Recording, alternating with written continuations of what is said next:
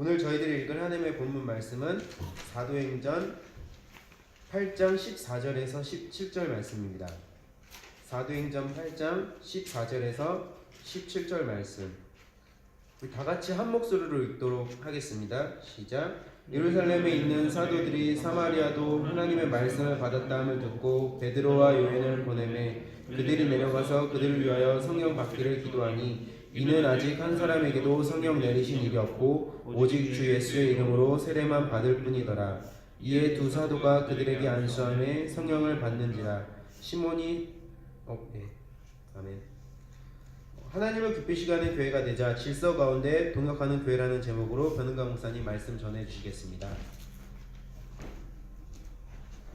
한 번 더 같이 기도하시겠습니다. 하나님 감사합니다. 오늘 주님께서 우리에게 주시는 말씀이 있고 또 그 말씀이 우리에게 주시는 은혜가 있고 그 은혜에 반응하는 저희들의 삶이 될 수 있도록 도와주시옵소서. 예수님 이름으로 기도합니다. 아멘.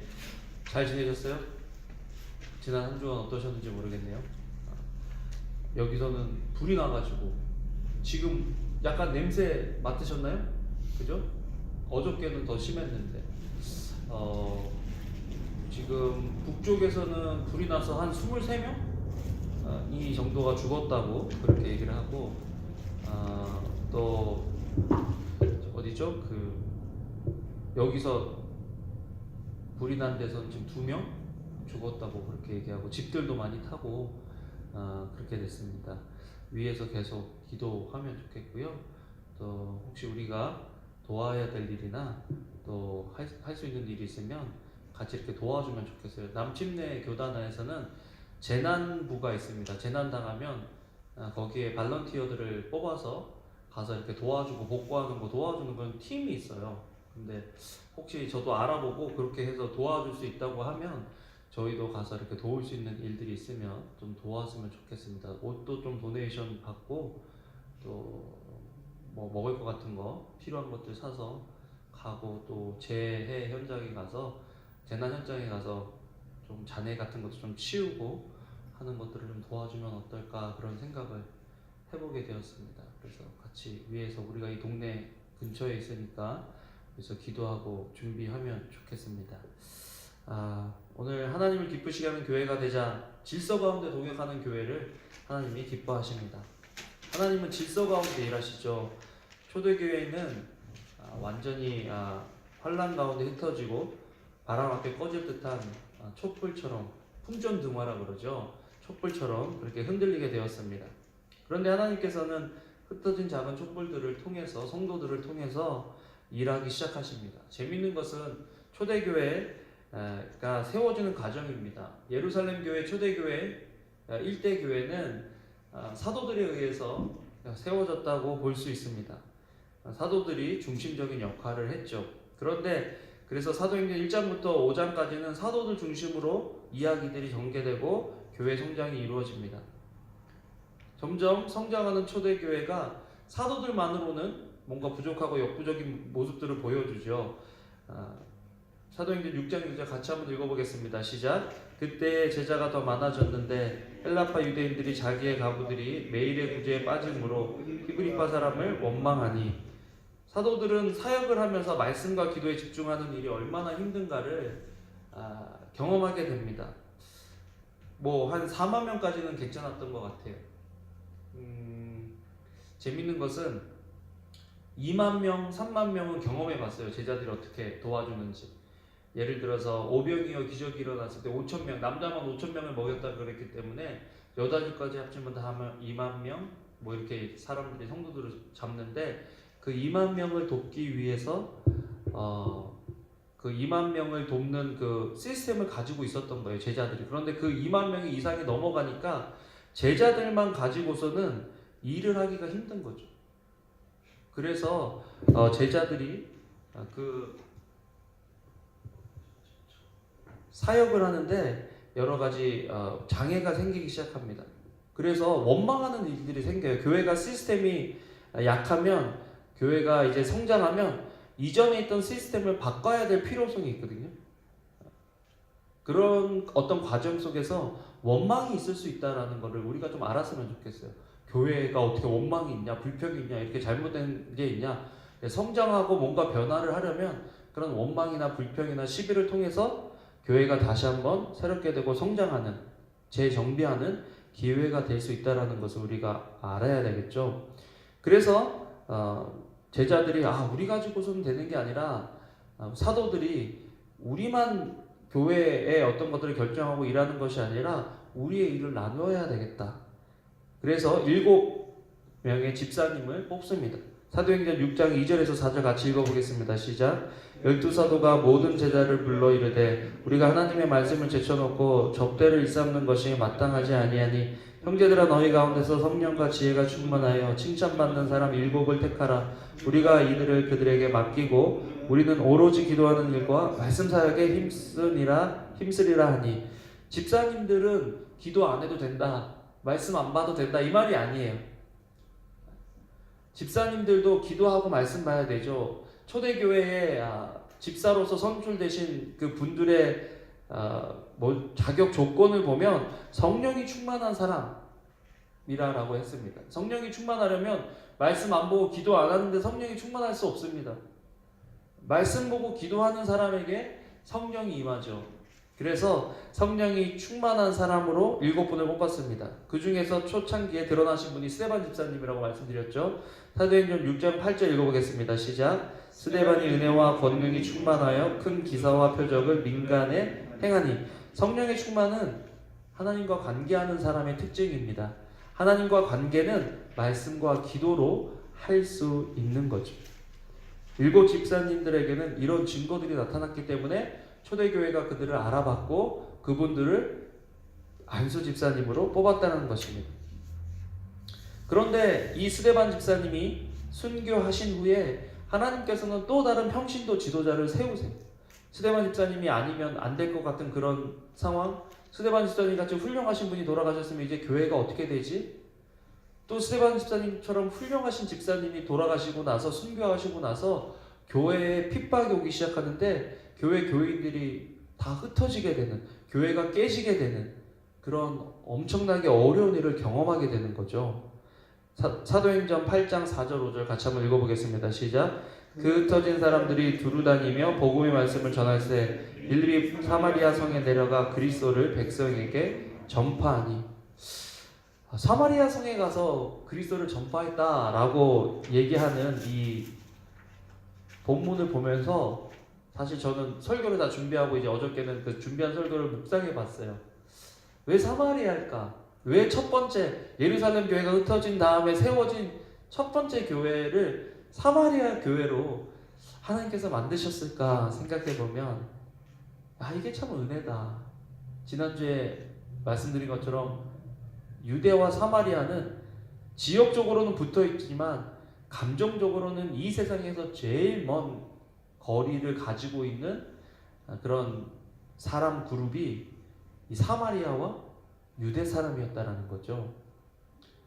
그런데 하나님께서는 예루살렘 교회를 흩으셨는데 흩으신 이유가 감정적으로 가장 먼 사마리아의 교회를 개척하게 하시고 선교하게 하셨다라는 것. 우리 교회도 사마리아 교회 아닌가요?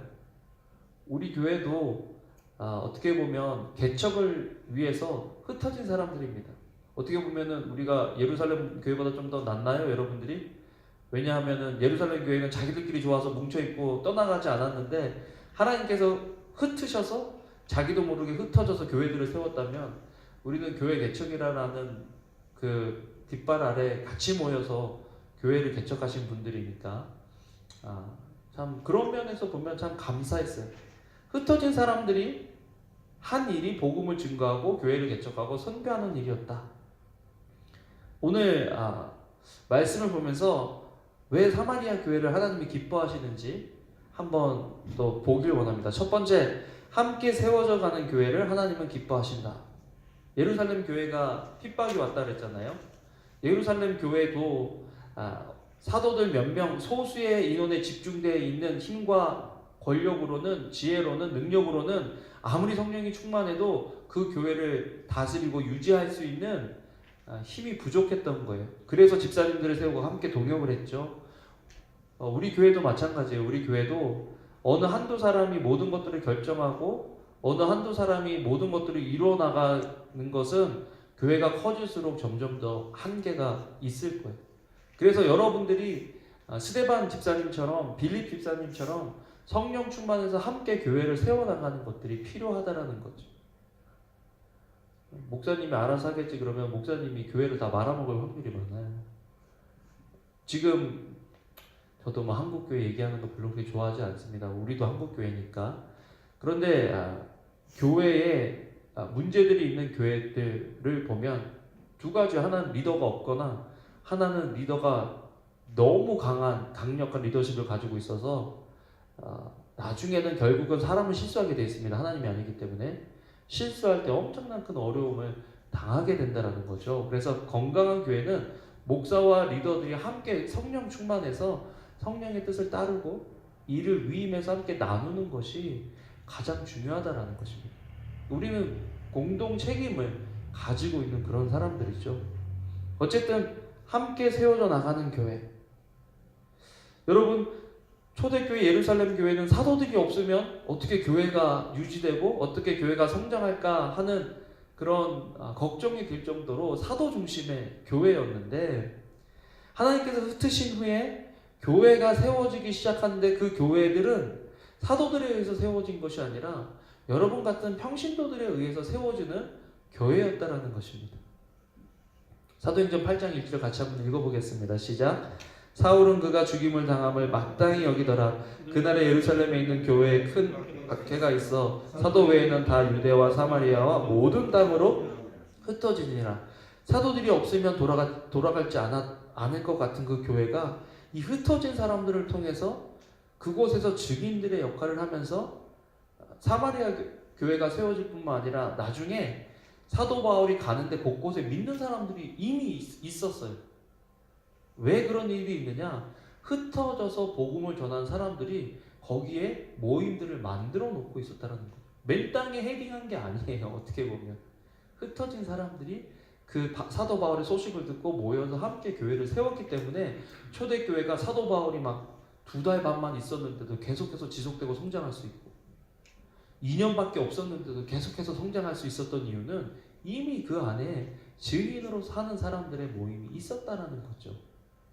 지난주에 사실은 제가 세리토스에서 라크라센타에서 LA에서 복음을 전하는 일들이 일어나야 된다 그렇게 얘기했는데, 사실은 설교하면서 좀 이거 너무 이렇게 딱 사람들을 찝어서 얘기해서 그 사람들이 마음이 좀 어려운 거 아닐까, 어떻게 하지? 그렇게 걱정을 조금 했어요. 그런데 어저께 제가 이제 재은이도 오랫동안 아프고 그랬어가지고 신방을 갔습니다. 재은이 신방을 갔는데 수진자매랑 얘기하고 희범 형제랑 얘기하고 교제하면서 그런 얘기를 하는 거예요. 목사님, 저희들 이제부터 목요일 날마다 모여서 큐티 모임 하기로 했어요. 그리고 벌써 한 2주 된 것 같아요. 그리고 목사님, 저희들 큐티 모임 끝나고 기도하면서 하나님 이 모임을 통해서 새로운 사람들이 들어오고 복음 전할 사람들을 만날 수 있게 해달라고 기도했다라는 거예요. 그 얘기 듣고 이런 교회를 하나님이 기뻐하시는 교회 아닌가. 와서 예배하고 어차피 여러분들은 흩어집니다. 여러분 직장으로 흩어지고 사마리아로 흩어지고 땅끝까지 흩어질 사람들이에요. 여러분들이 서 있는 그곳이 땅끝이에요. 여러분들이 일하는 그곳이 땅끝이에요. 그런데 그 땅끝에서 땅끝까지 이르러 증인이 되는 삶을 살기로 함께 모여서 기도했다라고 하는 거 보니까 너무 마음이 기쁘고 감격이 되는 거예요. 말씀 준비하면서 했던 것들이 생각이 나는 거예요. 예루살렘 초대교회는 하나님께서 하도 안 흩어지니까 박해를 통해서 순교를 통해서 흩으셨는데, 우리 교인들은 알아서 증인으로서 살 것을 기도하고 준비하고 있구나 생각하니까 너무 마음이 기뻤어요. 그런 일들이 계속해서 우리가 사는 지역에서도 일어나기를 주님의 이름으로 축원합니다. 아멘. 그래서 첫 번째, 교회의 부르심을 아는 교회를 하나님이 기뻐하신다. 갑자기 교회가 함께 세워져야 되는 것을 기뻐한다라고 얘기하면서 갑자기 왜 부르심을 아는 교회를 하나님이 기뻐하신다라고 했을까? 우리가 같이 묵상해 보면 동역하기 위해서는 자기의 존재의 목적을 알아야 돼요. 예를 들어서 저는 숫자에 되게 약하거든요. 근데 교회에서 제가 재정을 맡으면 어떤 일들이 일어나겠습니까? 생각도 하기 싫어요. 요한 형제, 주영 형제 같은 사람, 숫자를 잘 아는 사람들이 재정을 맡아야 제가 막 나갈 때는 뭐라고 얘기하기도 하고, 또 저는 목사로서 이렇게 해야 된다라고 하면 그 사람들하고 같이 상의도 하고, 지난주에는 팀장들하고 같이 모여갖고, 지지난주 토요일이군요. 팀장들하고 같이 모여서 내년도에 사역을 어떻게 할 것인지를 같이 나누고 이야기하고, 어느 한 사람이 결정하지 않고 다 같이 결정할 수 있도록 하나님의 뜻을 구하도 그렇게 지금 해나가고 있는 거거든요. 교회의 부르심을 알 때, 또 교회 안에서 각자의 부르심을 알 때, 그때 함께 교회를 세워나갈 수 있는 거예요. 그 부르심에 맞는 사람을 합당한 자리에, 합당한 위치에, 합당한 사역에 배치하고, 또 그 사람들이 그런 사역에 헌신할 때 교회가 세워져 나가는 거죠. 예를 들어서 형진자매는 아이들을 참 잘 돌보고 했기 때문에 2부 예배 때 형진자매랑 아름자매가 돌아가면서 아이들을 봐주니까 성도들이 다 좋아하고 안심을 한다는 거죠. 아이들을 하고 전혀 상관이 없는 그런 사람들이 아이들을 돌봐보세요. 얼마나 부모들이 불안하겠고, 또 아이들을 다루는 은사가 없는 사람은요, 아이들하고 30분만 같이 있잖아요. 그러면요 너무 힘들어요. 뭘 해야 될지도 모르고, 내가 왜 여기서 이 고생을 하나, 아마 그런 생각을 할 거예요. 그런데 아이들을 돌보는데 은사가 있는 사람이 아이들 부서에서 아이들을 돌보니까 교회가 안정되고 안심되는 거죠. 이렇듯이 교회뿐만 아니라 교회 안에서는 하나님이 우리를 부르신 그 부르심의 목적을 알아야 한다는 것입니다. 마태복음 16장 18절 읽어보겠습니다. 시작. 또 내가 내게 이르노니 너는 베드로라. 내가 이 반석 위에 내 교회를 세우리니 음부의 권세가 이기지 못하리라. 예수님께서 예수님의 교회를 세우신다라고 말씀하셨는데, 예수님은 이 교회를 우리와 함께 세워가기를 원하신다는 거예요. 예수님 혼자서 다 모든 것들을 감당하고 일을 하시겠다고 하신 것이 아니라, 예수님께서는 저와 여러분들 같은 사람들을 통해서 예수 그리스도를 주인으로 그리스도로 모신 사람들을 통해서 교회를 세워가기를 원하신다는 거죠. 로마서 12장 4절에서 에베소서 4장 16절을 같이 한번 읽어보겠습니다. 시작. 그에게서 온몸이 각 마디를 통하여 도움을 받음으로 연결되고 결합되어 각 지체의 분량대로 역사하여 그 몸을 자라게 하며 사랑 안에서 스스로 세우느니라. 여기서 분량은 제한된 분량을 이야기합니다. 재밌더라고요. 원어 이렇게 찾아가서 뜻을 보니까 분량인데 제한된 분량이다. 여러분, 어떤 한 사람이 정말 제한이 없는 권력, 제한이 없는 어떤 그런 일들을 하면 번아웃이 되거나 그것들을 남용하고 오용할 수가 있어요. misuse, abuse. 잘못할 수가 있는 거죠. 제한된 분량이 있다는 것을 알아야 돼요. 목사도 제한된 분량이 있고요. 목사로서요. 교회 안에서. 또 저와 여러분들도요. 교회 안에서 제한된 분량이 있다는 것입니다. 그 제한된 분량 안에서 우리가 마음껏 일할 때 그때 하나님이 기뻐하시는 교회를 세워나갈 수 있다는 거죠. 또 내가 제한된 분량으로 내 안에서 나에게 맡겨준 일들을 잘 감당할 때 다른 사람이 하나님께서 맡겨주신 분량 안에서 일하는 것을 기뻐하고 인정할 수 있게 된다는 것입니다. 로마서 12장 4절 5절 같이 한번 읽어보겠습니다. 시작. 우리가 한 몸에 많은 지체를 가졌으나 모든 지체가 같은 기능을 가진 것이 아니니 이와 같이 우리 많은 사람이 그리스도 안에서 한 몸이 되어 서로 지체가 되었느니라. 한 몸이 되어 서로 지체가 되려면 여러 지체가 되어야 한다는 걸 알아야 돼요. 한 몸은요 하나의 지체로 이루어진 것이 아니라 여러 지체로 이루어졌다는 거죠. 고린도전서 12장 21절 읽겠습니다. 시작. 눈이 손도로 내가 너를 쓸데없다 하거나 또한 머리가 발더러 내가 너를 쓸데없다 하지 못하리라. 각 사람은 각 교회는 그 교회로 부르신 부르심의 분량이 있다라는 거예요. 그래서 우리 교회는 회복으로 부르셨. 그래서 이 회복에 관련된 일들을 우리가 감당하는 거예요. 다른 교회가 뭐 잘하고 있다, 뭐 하고 있다, 그거 우리가 따라간다고 해서 그거 하나님이 기뻐하시는 거 아니에요. 우리가 잘할 수 있는 것, 우리를 부르신 그 부르심에 우리가 집중할 때 그때 하나님이 기뻐하시는 거죠. 남 따라하고 남이 하는 것 우리가 따라한다고 해서 그거를 하나님이 기뻐하시는 것이 아니라는 것입니다. 항상 우리 복습해 볼까요? 우리 세 가지 영역에서 회복이라고 그랬는데 같이 거기 있나요? 같이 읽어보겠습니다. 시작. 예배를 통한 하나님과의 관계 회복, 하나님과의 관계 회복을 통한 자아 회복, 자아 회복을 통한 꿈의 회복.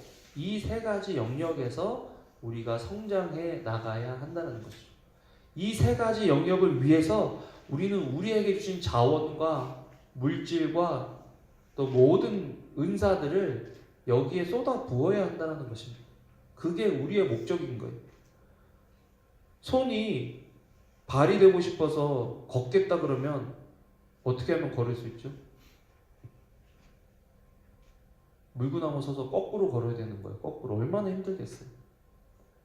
발이 손이 되고 싶어서 손 역할을 하면 발로 젓가락질하고 숟가락질하고 또 그림 그리고 글씨 쓰고 운전하고 얼마나 불편하겠어요. 보는 사람도 위태위태하고 본인 자신도 힘든 거죠.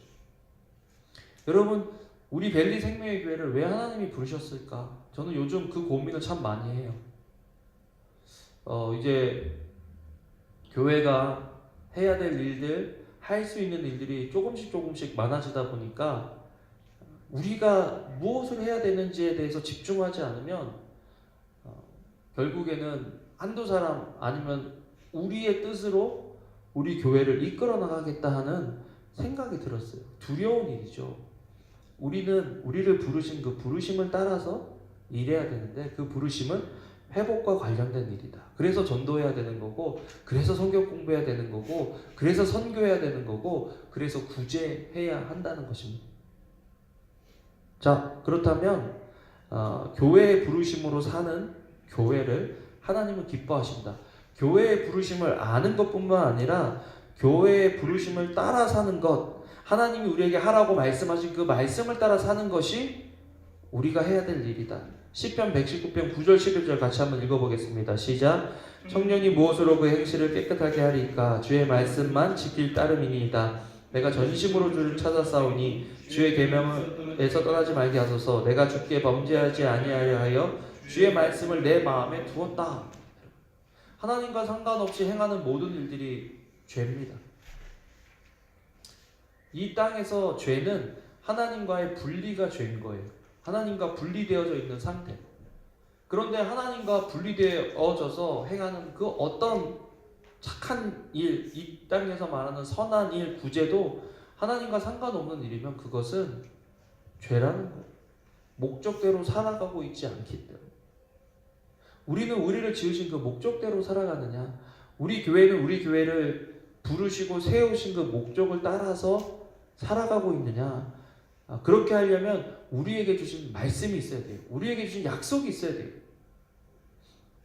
전에는 지나가는 자의 눈에 황폐하게 보이던 그 황폐한 땅이 장차 경작이 될지라 사람이 이르기를 이 땅이 황폐하더니 이제는 에덴 동산같이 되었고 황량하고 적막하고 무너진 성읍들의 성벽과 주민이 있다 하리니 너희 사막에 남은 이방 사람이 나 여호와가 무너진 것을 건축하며 황폐한 자리에 심은 줄 알리라. 나 여호와가 말하였으니 이루리라. 주 여호와께서 이같이 말씀하셨느니라. 그래도 이스라엘 족속이 이같이 자기들에게 이루어주기를 내게 구하여야 할지라. 내가 그들의 수요를 양떼같이 많아지게 하리. 그게 우리에게 주신 약속의 말씀이에요. 우리는 황폐된 곳들을 다시 이렇게 세워야 되는 사람들입니다. 회복이 필요한 사람들이 우리에게 하나님께서 보여주시면 그 사람들을 도와주어야 할 의무와 책임이 우리 속에 있다라는 거예요. 그 일을 위해서 하나님께서 우리 교회에 필요한 것들을 공급해 주시고 제공해 주신다. 우리에게 그런 마음이 있느냐? 우리에게 그렇게 순종하려고 하는 그런 자세가 있느냐? 우리가 우리 자신들을 한번 돌아봐야죠. 부르심을 아는 것보다 더 중요한 것은 부르심대로 살아가는 거예요. 우리에게 부르심대로 살아가는 저와 여러분들 되시기를 주님의 이름으로 축원합니다. 아멘. 그러면 빌립을 한번 볼까요? 빌립 집사님은요, 영혼 구원과 선교를 위해 부름을 받은 사람이에요. 교회가 흩어지게 되자 사마리아 땅으로 갔습니다. 왜 사마리아 땅으로 갔는지 이유는 안 나오는데 사마리아 땅으로 갔는데 거기서 복음을 전해요. 그런데 사람들이 예수님을 믿게 됩니다. 한두 사람만 믿는 것이 아니라 온 성이 들썩들썩하도록 지금 사람들이 모이기 시작하는 거죠. 그래서 교회가 커졌어요. 여러분, 교회가 커지고 그러면 목사님들이 이제 거기에서 한 5년, 10년 있으면 보면 어디 되게 가고 싶어요. 한 7년에서 10년쯤 되면. 어느 정도 이제 그 교회를 키워놨고 조금만 더 큰 교회 가면 좋겠다 그런 생각을 어떤 목사님들은 하십니다. 어떤 목사님들은. 그런데 그렇게 해서 가는 경우는 많아도 성도들이 150명, 200명, 300명이 됐는데 다시 개척한다고 하시는 목사님은 제가 이때까지 한 3분 만난 것 같아요. 3분. 어떤 목사님은 교회 건축해 놓으면 다른 데 가서 개척해서 또 교회 건축하고 다른 데 가서 또 교회 개척해서 건축하고 지금 4번째 교회를 하시고 계신 것 같아요. 60살 정도 되셨는데 그분이 그렇게 사세요. 와, 정말 존경스럽죠. 그런 얘기 들어보셨어요, 여러분? 쉬운 일이 아니거든요. 건축까지 해놨다는 것. 교회 건물이 없어서 다른 교회 가는 것, 그거는 좀 쉬워요. 근데 건축하고 가는 거는요, 교회당을 마련하고 가는 거는요, 그거 굉장히 어려운 일이거든요. 그런데 그렇게 벌써 4번째 교회를 하고 계신 거예요. 7, 8년 하시면 가시고 7, 8년 하시면 가시고. 근데 예배당을 해서 교회를 잘 만들어서 다른 분 하게 하시고 자기는 가신다. 왜? 그분은 그분의 부르심을 아는 거예요. 내가 교회를 크게 해서 막 수천 명, 수만 명 되는 교회 아니면 더 큰 교회 가기 위해서 이 교회에서 사역한다 이게 아니라 내 부르심은 개척자다. 내 부르심은 개척해서 교회를 어느 정도 건강하게 만들면 젊은 사람들, 다른 목회자를 불러와서 그 사람들이 사역할 수 있도록 도와주고 나는 다른 교회 가서 또 개척한다는 거예요. 빌립 집사님이 그런 분이셨다는 거예요. 빌립 집사님이 이제 교회가 개척돼서 막 성령도 임하고 사람들이 막 늘어나고 하니까 또 성 전체가 들썩들썩하게 할 만큼 영향력이 있는 교회에 지금 담임 목사가 되셔서 얼마나 좋겠어요. 하고 싶은 것도 많고 할 수 있는 것도 많은데 그런데 갑자기 성령님이 주의 사자가 나타나서 사막으로 가라 그러시는 거예요. 사도행전 8장 26절 27절 한번 읽어보겠습니다. 시작. 주의 사자가 빌립에게 말하여 이르되 일어나서 남쪽으로 향하여 예루살렘에서 가사로 내려가는 길까지 가라 하니 그 길은 광야라. 일어나 가서 보니 에디오피아 사람 곧 에디오피아 여왕 간다게의 모든 국보를 맡은 관리인 내시가 예배하러 예루살렘에 왔다가 돌아가는 길인 거예요.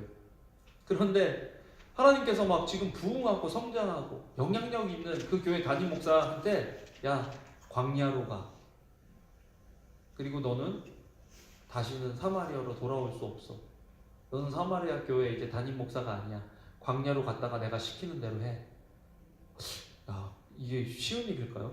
목사님 저 하나님 저는 후임자는 세워놓고 가겠습니다라고 할 수도 있잖아요. 하나님 제가 이렇게 세워놨는데 제가 좀 더 있어야 될 것 같습니다라고 얘기할 수 있잖아요.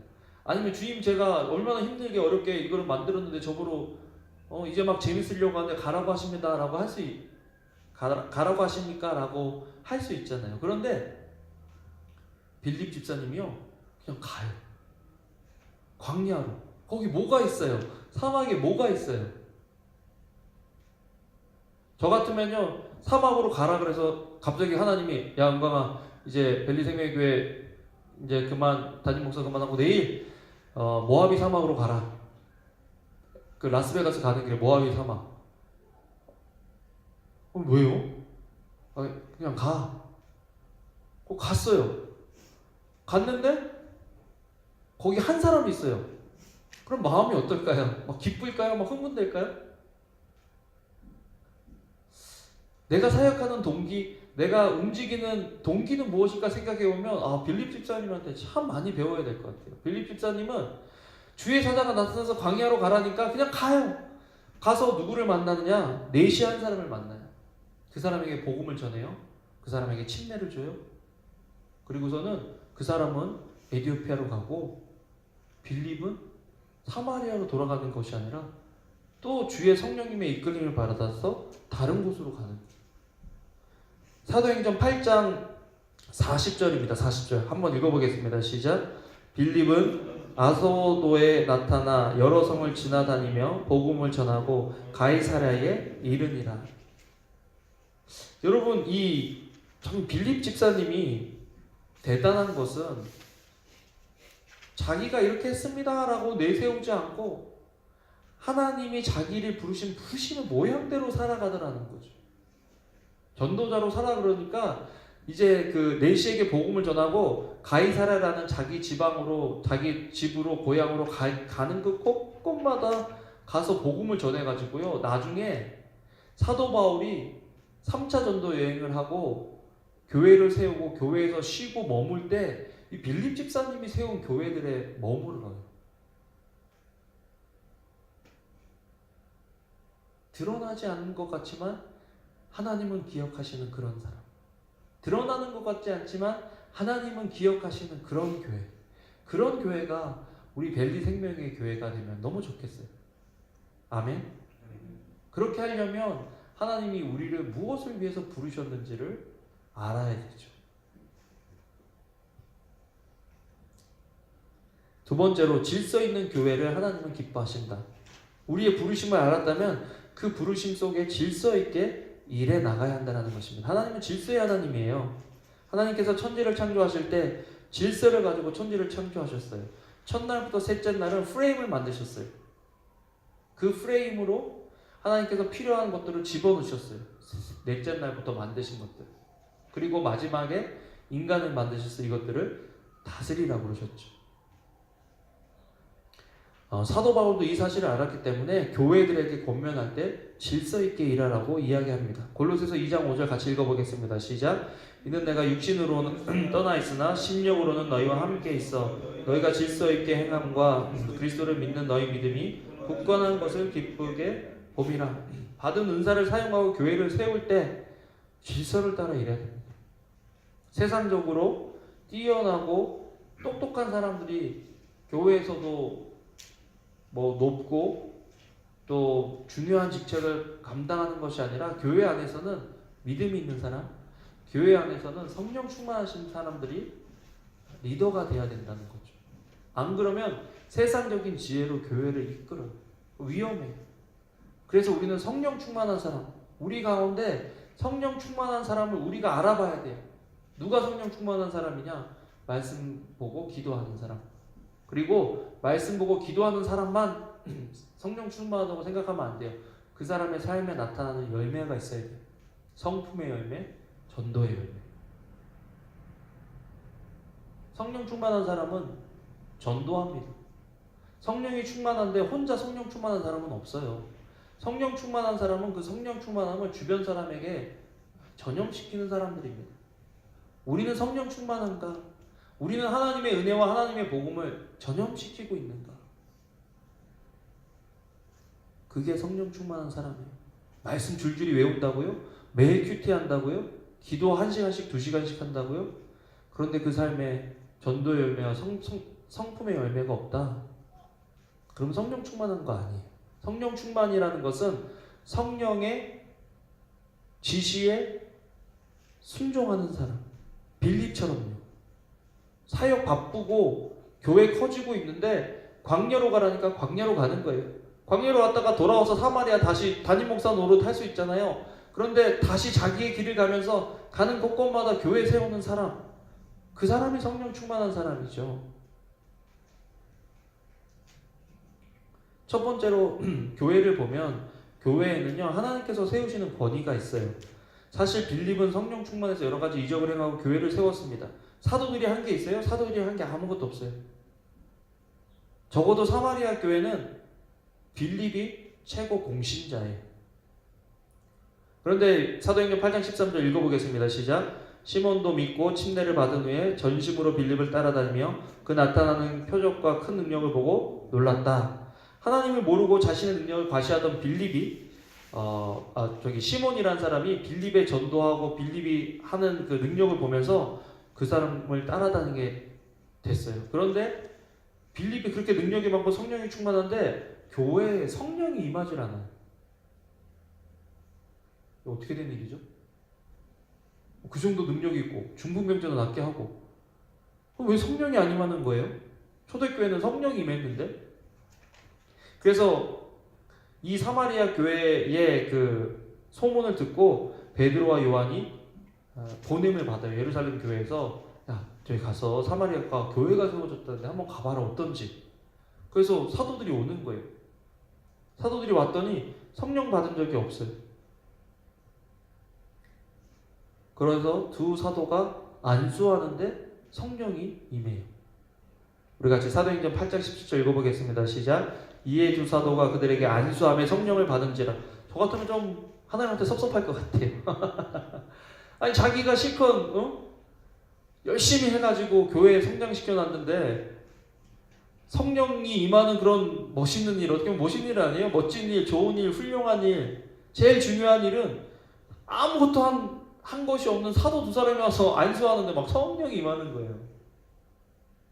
그 사람을 빌립이 처음에는 시몬이 처음엔 빌립을 따르다가 사도들이 안수하는 거 보니까 이거는 빌립이 하는 것보다 더 대단하거든요. 그러니까 돈을 주고 그거를 살려고 그래요. 여러분, 우리가 서로의 하나님께서 주신 권위, 하나님께서 주신 은사를 우리가 인정하지 않을 때 세상적인 방법으로, 잘못된 방법으로 그것들을 사고 얻으려고 하는 실수를 범할 수 있다는 거 우리가 알아야 돼요. 아무리 부족해 보이고 하는 거 없어 보여도 하나님께서 그 사람을 교회를 위해서 세워주신 권위와 분량이 있다는 거죠. 그것을 인정할 때 교회가 안정되게 가는 거예요. 왜 하나님께서 아무것도 한 게 없는 이 베드로와 요한을 통해서 성령을 주셨을까 하면 마태복음 16장 18절 19절 읽어보겠습니다. 시작. 또 내가 내게 이르노니 너는 베드로라. 내가 이 반석 위에 내 교회를 세우리니 음부의 권세가 이기지 못하리라. 내가 천국 연세를 내게 주리니 내가 땅에서 무엇이든지 매면 하늘에서도 매일 것이요 내가 땅에서 무엇이든지 풀면 하늘에서도 풀리리라 하시고, 하나님께서요 베드로의 고백 위에 교회를 세우신다고 말씀하실 때 하나님께서 약속하신 것 중에 하나는 뭐냐면 열쇠를 준다는 거예요. 네가 땅에서 매면 하늘에서도 매고 땅에서 풀면 하늘에서도 풀린다. 지금 사마리아에 성령이 임해야 되는데 그 성령이 임해야 되는 그 열쇠를 누가 가지고 있냐면, 그 문을 열어야 되는 그 열쇠를 누가 가지고 있냐면 베드로가 가지고 있는 거예요. 그래서 하나님께서 베드로를 통해서 성령을 주신 거죠. 또 재밌는 것은 고넬료라고 로마 사람의 백부장인데 그 로마 사람에게 처음으로, 이방인에게 처음으로 성령이 임할 때도 하나님께서는 아무것도 하고 있는 일이 없는 베드로를 잠에서 꿈에서 만나 주셔가지고 고넬료라는 사람한테 가라. 그 사람이 기다리고 있다. 그래서 그 사람에게 성령이 임하게 베드로를 통해서 일하시는 거죠. 우리에게 주신 분량, 우리에게 주신 그 권위, 우리에게 주신 그 은사들을 우리는 알고 활용하고 서로 인정하고 있느냐, 그런 교회를 하나님이 기뻐하신다. 사마리아 교회는 그래서 하나님이 기뻐하시는 거예요. 빌립이 자기의 위치를 알고 또 사도들도 자기의 위치를 알고 자신의 위치를 모르고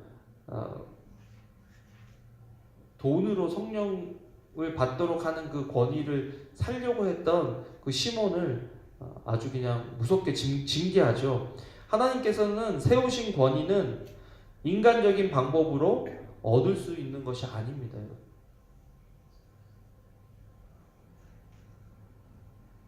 하나님께서 부르시고 하나님께서 정해주신 권위가 있다는 걸 우리가 알아야 돼요. 그때 우리가 그 안에서 행복할 수 있는 거죠. 사도행전 8장 9절 13절 읽어보겠습니다. 시작. 그 성에 시몬이라는 사람이 전부터 있어 마술을 행하여 사마리아 백성을 놀라게 하여 자칭 큰 자라 하니 낮은 사람부터 높은 사람까지 다 따르며 이르되 이 사람은 크다 일컫는 하나님의 능력이라 하더라.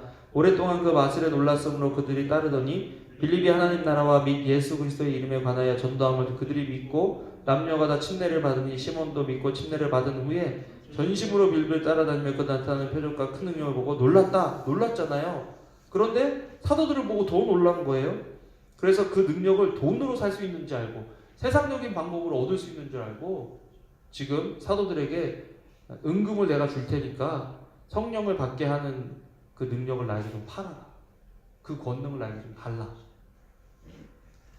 빌립보다 더 유명해지고 싶고 빌립보다 더 큰 사람이 되고 싶은 거예요.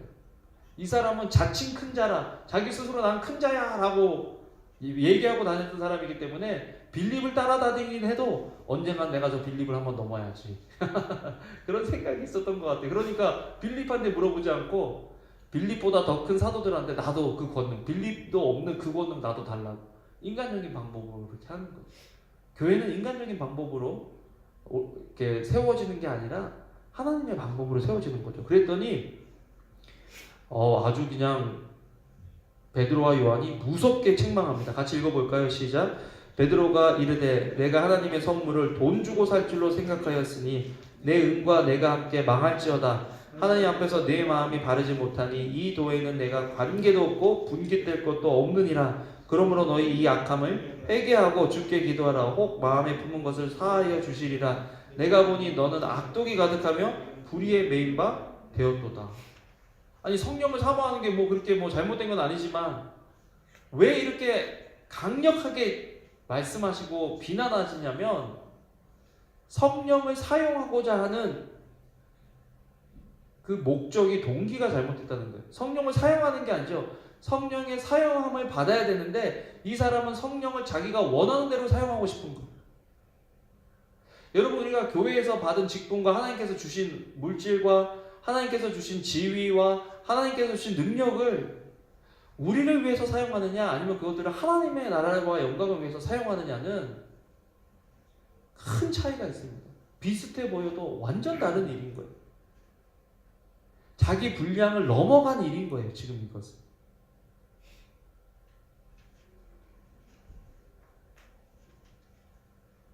정말 우리 벨리 생명의교회는 성령님에 의해서 세워지는 교회가 되기를 주님의 이름으로 축원합니다. 우리 서로 인간적인 생각들은 좀 계속 제해해 나가야 됩니다. 그러면 안 된 것 같다. 그러면 아닌 것 같다. 말씀에서 그게 아니라고 하지 않냐. 기도하면서 그것을 확정하고. 말씀을 맺겠습니다. 우리가 사명으로 살 때 다른 사람들의 사명을 일깨우게 됩니다. 여러분, 빌립이요. 어떻게 보면 참 사도한테 밀린 것 같고 온갖 스포트라이트는 사도들이 받고 돌아가는 것 같아요. 그리고 자기는 그 교회를 떠나요. 야, 하나님이 왜 그렇게 하셨을까? 그런 생각을 해봤는데 사도행전 8장 25절을 읽으면서 완전히 제 생각이 딱 바뀌게 됐어요. 읽어보겠습니다. 시작. 두 사도가 주의 말씀을 증언하여 말한 후 예루살렘으로 돌아갈새 사마리아인의 여러 마을에서 복음을 전하네요. 사도를 일깨우는 거예요. 빌립 집사님이. 사도들은 지금 박해당해서 예루살렘에 머물고 꼼짝도 못하고 있었는데 빌립 집사가 지금 하고 있는 이 사역과 빌립 집사님이 하고 있는 그 삶의 부르심의 명확한 그 부르심을 따라서 살아가는 빌립 집사님을 보고 예루살렘으로 돌아가는 길에 사마리아 성에 들러서 마을마다 들려서 복음을 전하는 거예요. 거기서 예수님은 그거 하라 그랬죠. 내 증인이 되리라 하셨는데 증인은 될 생각은 없고 교회 매니저하고 예루살렘 밖에 있어서 예루살렘에만 그냥 머물고 있었던 그 사람들이 그 사도들을 깨운 게 누구예요? 빌립 집사님. 나는 우리 교회 우리 성도님들이요 저를 깨웠으면 좋겠어요. 목사들을 깨우고 영적인 지도자를 깨우는 평신도 지도자들이 되면 좋겠어요. 그렇게 하려면 자기의 부르심에 합당한 삶을 살아야 돼요. 빌립이 와가지고 야 네가 뭐 한 게 있냐? 너는 복음도 안 전하고 예루살렘에 처박혀가지고 뭐 했는데 내가 지금 이 교회에 담임이고 내가 세웠는데 당신 뭐 하는 거냐? 뭐 하고 있었냐? 비난하고 신랑할 수 있잖아요. 그런데 그런 말 안 하고 그분의 권위를 인정하고 자신의 역할을 인정하고 하고 아름답게 떠나고 그런데 그 일을 통해서 제자들, 사도들은 하나님의 부르심을 각성하고 가는 길마다 복음을 전하는, 참, 얼마나 아름다워요.